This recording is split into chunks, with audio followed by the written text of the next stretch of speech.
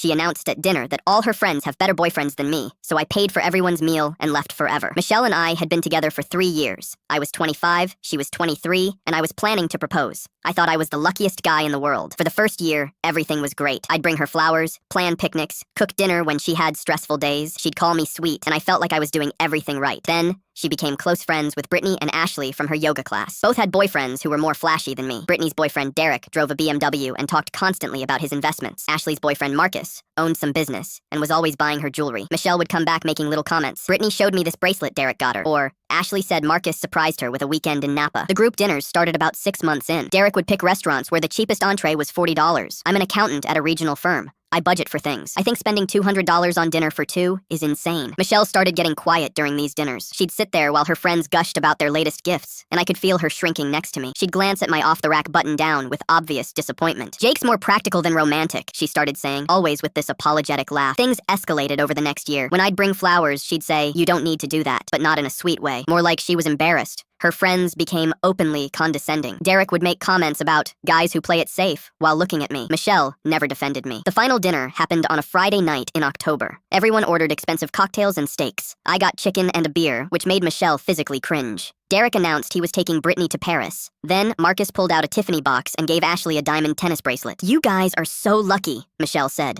with an edge I'd never heard before. When the check came, she snapped. "You know what? I'm tired of pretending. Look around this table, Jake. My friends all have better boyfriends than you." The entire restaurant went quiet. Brittany gets Paris trips. Ashley gets jewelry. What do I get? Dinner at Olive Garden and flowers from the grocery store. I'm embarrassed to be here with you. They all know I could do so much better. I pulled out my wallet, placed enough cash on the table to cover everyone's meals, and stood up. "Excuse me," I said quietly. "Enjoy your evening." I drove home and sat in my car for 20 minutes replaying what happened. She came home around midnight, drunk. I pretended to be asleep. The next morning, she acted like nothing happened. When I brought it up, she waved her hand. I was drunk. You know I didn't mean it, but she did mean it. I could see it in her eyes. "I think we need to take a break," I said. She laughed. "Don't be dramatic." I packed a bag and left. Changed my phone number. Blocked her on social media. Moved to a studio across town. She apparently lost her mind. Tried reaching out through friends. Showed up at my old job, but I'd already transferred offices. About a year later, her perfect friend group fell apart. Derek got caught cheating on Brittany. His investment portfolio was mostly credit card debt. Marcus's business was a multi-level marketing scheme. When it collapsed, Ashley discovered he'd been buying gifts with borrowed money. I started dating again 18 months later. That's how I met Emma, a kindergarten teacher who appreciated thoughtfulness over flashiness.